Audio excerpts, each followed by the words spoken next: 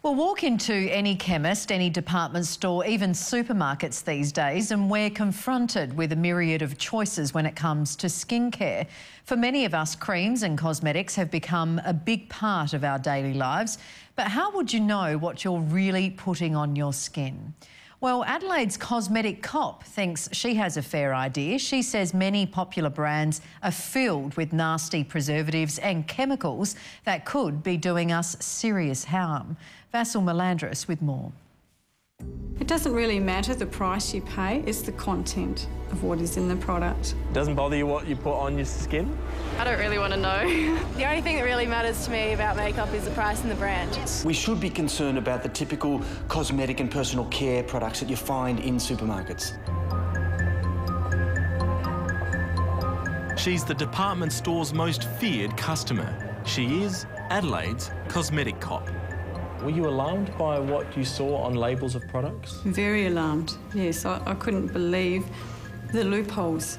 Catherine Griss has been in the skincare business for over 30 years, but it took a life-changing experience a decade ago to realise she had a very specific cause to fight. It started when I had a miscarriage, and when I talked it over with the doctor about all the reasons that women don't carry babies full term, one of the things that actually came out of that was he said that some commonly used ingredients in skincare can cause spontaneous abortion. I was quite horrified at that. Preservatives, chemicals, petrochemicals, emulsifiers, and the list goes on. All unregulated and all rubbed onto our skin every day. Before you leave home in the day, you've probably exposed yourself to 200 plus different chemicals. You know, you're showering, you've got your body wash, your shampoo, your conditioner, deodorant, toothpaste, aftershave. And once it gets in, she says that's when we're susceptible to an even greater risk.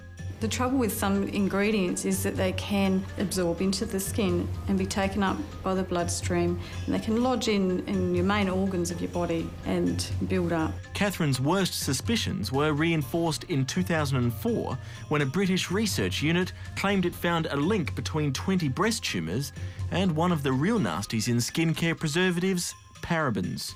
Upon examining those tumours, they found the paraben preservatives in every one of them. So, yeah, there are parabens still used today in skincare, but they sometimes are under a trade name, like Unigerm or Germal Plus. And people wouldn't know? No, they don't know. So we took a range of beauty products, from makeup to moisturisers, budget brands to boutique, and put them under the spotlight, starting with parabens. You see this one here has those parabens in that we talked about with the link with breast cancer. In fact, most of these have parabens in them, don't they? Yes, yeah, a lot of them certainly do. Then there were mineral oils and emulsifiers. What's wrong with mineral oil? That sounds quite healthy to me. Yeah. No, it's a petrochemical, but it acts like Glad wrap on the skin, so it doesn't allow your skin to eliminate toxins. Even water, she claims, is just a bottle filler, accounting for up to 95% of any given product's ingredients. The skin can't absorb water as such, so really you have to ask yourself, well, why is water used? Or how about lead in lipstick? In the US, a class action lawsuit is underway with American cosmetic giant LMVH for unacceptably high levels. Just try to be wary and read your labels to see what you're getting. 3 years ago, Catherine decided to go completely organic, launching her own brand of skincare products from her adopted hometown, Mount Compass. People are starting to take notice of a little company in Mount Compass. Absolutely.